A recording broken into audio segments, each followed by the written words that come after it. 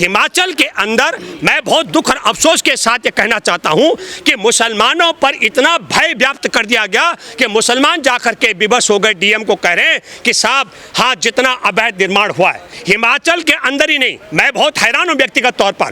कौन सी ताकत है जो हमारे देश में मंदिर, मस्जिद, चर्च, गुरुद्वारों को या मैं इबादत गाह को अवैध या वैध करने का तौर तरीका बताता हूँ।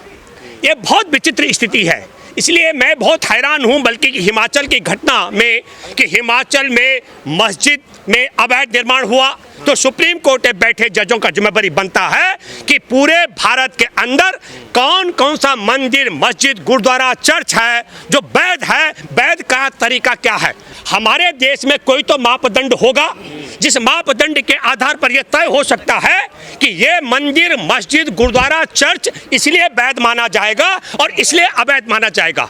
यह सिर्फ इसलिए अवैध माना जाएगा कि अगर बहुसंख्यक कोई ज्यादा संख्या में है वो मंदिर के खिलाफ आवाज उठाएंगे या मस्जिद के खिलाफ आवाज उठाएंगे या गुरुद्वारा, चर्च के खिलाफ आवाज उठाएंगे तब उसे अवैध माना जाए। यह अन्याय है और मैं ये मानता हूँ यह गुंडागर्दी है। लेकिन फिर आपको बता रहा हूँ हिमाचल के अंदर मैं बहुत दुख और अफसोस के साथ ये कहना चाहता हूँ कि मुसलमानों पर इतना भय व्याप्त कर दिया गया कि मुसलमान जाकर के विवश हो गए। डीएम को कह रहे हैं कि साहब हाँ जितना अवैध निर्माण हुआ है, जिस मस्जिद के विषय में यह मसला है वो मसला पहले से ही नगर निगम जो संबंधित विभाग होता है उसमें वैध और अवैध का कोई तरीका चल रहा है, उसको लेकर के उन्होंने कहा कि हम गिराना चाहते हैं। लेकिन मैं आपके माध्यम से फिर कहना चाहता हूं सुप्रीम कोर्ट में बैठे जजों की जिम्मेदारी बनती है कि वो इसके लिए एक एसआईटी का गठन करें और सार्वजनिक तौर पर बताएं कि देश में किस पूजा स्थल को वैध माना जाना चाहिए, किसको अवैध माना जाना चाहिए। मैं अपनी बात कह सकता हूँ, रोहिणी सेक्टर 1 अवंतिका में मस्जिद है, 7 लाख से ज़्यादा उसकी पेमेंट अदा की गई। मैं उसका फाउंडर मेंबर्स में से एक हूँ। लेकिन उस पूरे रोहिणी के अंदर मेरे दोस्त हैं अफाक आलम, हम लॉरेंस रोड में रहते थे। लॉरेंस रोड से मैं उनको अपनी स्कूटर पर लेके जाता नवाज़दा कराने के लिए, और जब वो शिफ्ट हुए रोहिणी सेक्टर 3 में तो फिर तय हुआ कि भाई मस्जिद के लिए वैधानिक तरीके से जगह का आवंटन किया जाए। मैं व्यक्तिगत तौर पर आपको बताना चाहता हूं दर्शकों, सेक्टर 1 रोहिणी अवंतिका की मस्जिद शिलान्यास के विरोध में बहुत सारे लोग सड़क पर आए थे। मैं ये बात इसलिए कह रहा हूं, हमने भी उनसे कहा कहां पर बनानी है। लेकिन मैं दूसरी बात कह दूं, पूरे रोहिणी के अंदर ज्यादातर मंदिर डीडीए की जमीन पर कब्जा करके बने हुए हैं। राजधानी दिल्ली का मैं जिक्र कर रहा हूं। तो सवाल ये है कि कौन सी मस्जिद या मंदिर, गुरुद्वारा, चर्च वैध माना जाए और कौन सा अवैध माना जाए, इसका सारा सार्वजनिक हो जाना चाहिए। मंदिर मस्जिद छोड़िए, बात ये भी है कि वहाँ पर तो मुल्ले काजी नहीं चलेंगे, मुसलमानों को भगाओ, उनकी दुकानों में लूट-फूट, ये सब चल रहा है। ये हिमाचल में ही नहीं, संसद के सामने भी यहाँ नारे लगाए गए हैं कि मुल्ले काटे जाएंगे। ये नारे भी यहाँ संसद के सामने लगे। 2014 के बाद के दस्तूरों को हम सब लोगों को कायदे से सोचना समझना पड़ेगा। अभी हमारे मित्र सवाल खड़ा कर रहे थे, मैं आपके माध्यम से नहीं बड़ा सवाल खड़ा कर रहे थे। मैं ये कहना चाहता हूँ गुजरात में 22 साल का युवा दलित वो अपने घोड़े पर करतब दिखा रहा था। करतब दिखाने वाले, अपने घोड़े पर करतब दिखाने वाले की हत्या कर दी जाती हो आज़ादी के 7 दशक बाद। और कल्पना करो आज़ादी के तत्काल बाद हमारे देश में संविधान सभा का गठन होता हो और उसकी अध्यक्षता हमारे देश में बाबा साहिब की अध्यक्षता में संविधान का निर्माण होता हो। तो अब आप सोचिए कि 7 दशक बाद जो घोड़े पर करतब नहीं दिखा सकते हैं दलित समुदाय के लोग, क्या ये आरएसएस की ताकत 7 दशक पहले किसी दलित को संविधान सभा का अध्यक्ष बनाने की थी या नहीं? ये बात मैं अपने उन बहुजन मित्रों को, खासकर जो पत्रकार भी हैं और सामाजिक सरोकार भी हैं, गजेंद्र जी का तो मैं बार बार जिक्र करूंगा। गजेंद्र जी अपनी आत्मा पे टटोले, इनकी तरफ एक कैमरा लगाई घुमाइए। ये नहीं, एक मिनट मैंने ये नहीं, मैंने नाम नहीं लिया। मैं कहना चाह रहा हूं, मैं सवाल खड़ा कर रहा हूं कि 7 दशक बाद अपने घोड़े पर करतब दिखाने वाला 22 साल का लड़का गुजरात में उसका कत्ल किया जाता हो और 7 दशक पहले संविधान सभा का अध्यक्ष बाबा साहिब को बनाया जाता हो, इस बात को भी हमको सोचना पड़ेगा। हम ये विरोध किया, दूसरा सवाल, राहुल गांधी ने क्यों नहीं विरोध किया उसका? किसका विरोध नहीं किया? वैसे तो नंगे लेटते हैं आप सड़कों नहीं, एक मिनट, पहले सुनिए, एक मिनट। राहुल, देखिए ये बात, ये सवाल आपको कांग्रेस से करना चाहिए, लेकिन कांग्रेस के, मैं कांग्रेस का प्रवक्ता नहीं।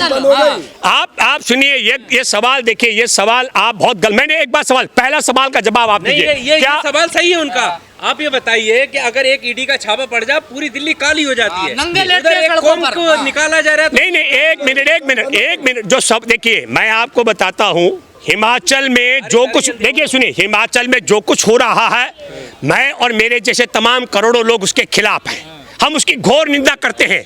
लेकिन मैं फिर सवाल खड़े कर रहा हूं, मैं बिल्कुल खिलाफ है। मैंने कहा लब जिहाद हो रहा है हिमाचल में। जिन घरों में बहू बेटियों को पर्दे में रखा जाता है, ऐसा एकदम, मैं बता दूं, कंझावला का मैं जिक्र कर रहा हूं, वो माताजी 27 साल की थी, करण सिंह की मां गुजर गई, किसान आंदोलन का जिक्र कर रहा हूं, वो 24 घंटे नकाब लगा के रखती थी 27 साल की उम्र में, तब आपको कोई आपत्ति नहीं। लेकिन अगर हमारे देश में मुस्लिम छात्राएं सर ढकने का काम करें तो आप उसके खिलाफ भी बोलने शुरू कर देते हैं। तो आपकी बहू बेटी और आपकी माँ बहनें तो पर्दे में रहें, लेकिन मुस्लिम लड़कियां बेपर्दा रहें, ये बहुत विचित्र विरोधाभासी है। कौन है जिम्मेदार? हिमाचल में कौन है? देखिए, मैं आपको बता दूं, मैंने आपसे, आपके माध्यम से आपके दर्शकों से कहना चाहता हूं, भारतीय जनता पार्टी के पास एक ही एजेंडा है, वो है हिंदू, एक मिनट, हिंदू मुसलमान और भारत पाकिस्तान, और इसके अलावा कोई एजेंडा उनके पास नहीं है। जिस तरीके से भारत के अंदर आप सब लोगों के माध्यम से मैं कहना चाहता हूं, 6 करोड़ से ज्यादा का खर्चा आया सिंधुदुर्ग में, जो छत्रपति शिवाजी महाराज की मूर्ति, उसके स्थापना से लेकर प्रचार प्रसार से लेकर उसका विमोचन उद्घाटन तक, वह गिर जाती हो 26 अगस्त को, तो 25 अगस्त की शाम को देखिए, किसान आंदोलन के 2.5 साल बाद एक कंगना रनौत है, भाजपा की सांसद, उसने कहा किसानों की लाशें टंगी हुई थी और किसान बलात्कार कर रहे थे, ताकि क्रोनोलॉजी का हिस्सा है, ये क्रोनोलॉजी का हिस्सा है कि 9 अगस्त को आरजी हॉस्पिटल की डॉक्टर के साथ में रेप और हत्या हो जाती है, और 28 अगस्त को जाकर के हमारे देश के राष्ट्रपति को डर लगता है। तब डर नहीं लगता है हमारे देश के राष्ट्रपति को जब नरेंद्र मोदी जी के अहम सहयोगियों ने बीएचयू की छात्रा को नग्न करके उसके साथ रेप किया था, तब डर नहीं लगता है।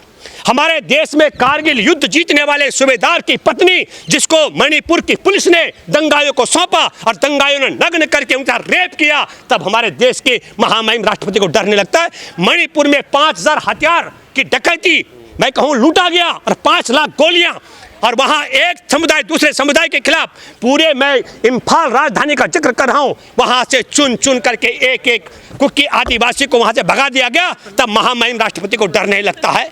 महामहिम तब डरने लगता है जब हमारे देश की पहलवान बेटियां, जिन्होंने दुनिया में भारत का नाम रोशन किया, हर उन बेटियों को यौन शोषण भाजपा का सांसद करता हो और उन्हें इसके लिए सड़क पर संघर्ष करना पड़ता हो और संघर्ष के विवश होना पड़ता हो, तब महामहिम राष्ट्रपति को डर नहीं लगता है।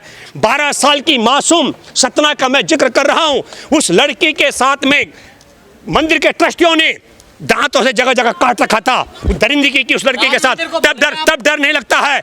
हमारे देश में महामहिम राष्ट्रपति बनी जुलाई 2022 में, और अगस्त में बिल्किस बानो के दरिंदों को रिहा कर दिया गया, तब डर नहीं लगता है। तो सोचना पड़ेगा। मैं आपको बताता हूं, रुद्रपुर का जिक्र कर रहा हूं, 30 जुलाई को एक स्वास्थ्य कर्मी गुम होती है, 8 अगस्त को उसका लाश मिलती है और 14 अगस्त को मुकदमा दर्ज होता है, तब महामहिम को डर नहीं लगता है। इसलिए मैं ये मानता हूं कि देश ऐसे दौर में पहुंच चुका है जहां राष्ट्रपति को, उपराष्ट्रपति को, प्रधानमंत्री को कृत्रिम तरीके से डर लग सकता है। और मैं साथ में ये भी कहना चाहता हूं, यह लड़ाई भी एक मस्जिद पर या कुछ मस्जिदों पर हमला करने के बाद आरएसएस या उसके बाप की ताकत नहीं है कि वो हमारे देश में नमाज की जो अदायगी है, नमाज का जो तौर तरीका है, उस पर प्रतिबंध लगा सके, पहली बात। लेकिन क्योंकि जब चुनाव नज़दीक हो तो फिर आप मस्जिद के खिलाफ बोल सकते हैं।